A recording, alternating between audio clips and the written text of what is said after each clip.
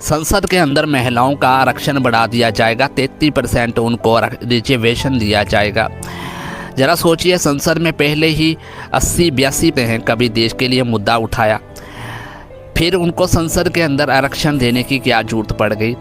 देश में जिनको देना चाहिए, हैंडीकैप को संसद के अंदर बिठाना चाहिए था, पर हरामखोर जे आतंकवादी राजनीति के हैंडीकैप को कुछ नहीं दे पा रहे, पर औरतों को हिस्सेदारी देते और फिर देते जा रहे हैं।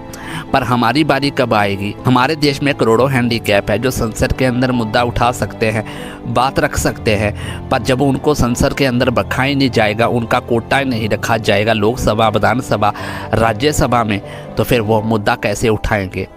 दोस्तों, रिजर्वेशन औरतों को देने की कोई ज़रूरत नहीं, पर संसद के आतंकवादियों ने इस गंदी संसद के अंदर सिर्फ नठल्ले गधे आतंकवादियों जैसी सोच रखने वाले ही बैठते हैं, इसलिए हैंडीकैप लोगों का मुद्दा कहीं खो जाता है।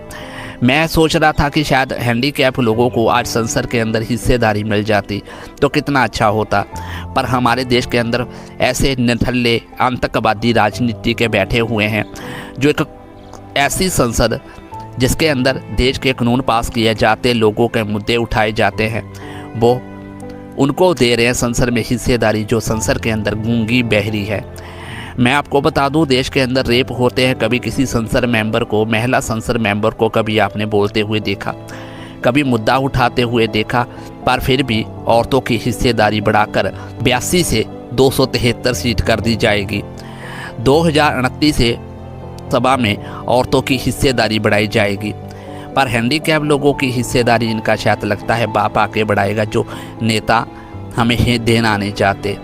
मैं तो ऐसे ही बोलूँगा, बेशक मेरे को फांसी की सज़ा ना हो जाए, पर सच्चाई ये है, कई बार बहुत गुस्सा आता है कि मेरे हाथ में परमाणु बम आ जाता तो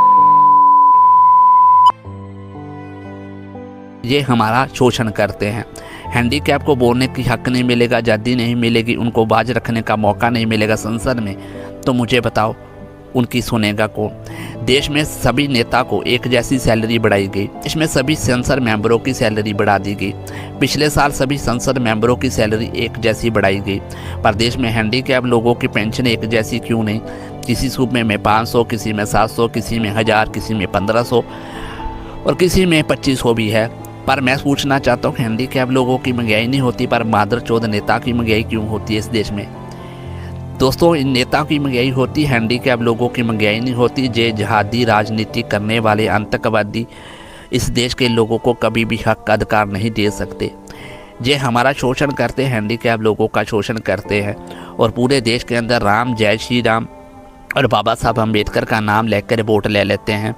ना तो कभी राम राज आएगा, तो ना ही बाबा साहब अम्बेडकर के कानून का राज आएगा।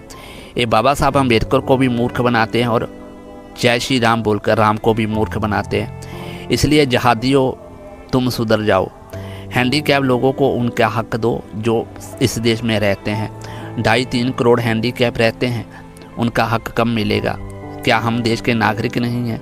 जिनको तुम हिस्सेदारी 33% दे रहे हो, वो संसद के अंदर 82 संसद मेंबर हैं, महिला संसद मेंबर, पर आज तक मैंने कभी भी रेप के लिए मुद्दा, भ्रष्टाचार के लिए मुद्दा, घरेलू हिंसा की शिकार होती उनके लिए मुद्दा, मैंने कभी भी देश के अंदर दाज की बलि चढ़ती औरतें उनके लिए मुद्दा, तलाक में लाखों औरतें फंसी हुई है, पेंडेंट केस पड़े हुए हैं, उनका कभी भी संसद में मुद्दा नहीं उठाती, तो पर इनको आरक्षण दिया जा रहा है।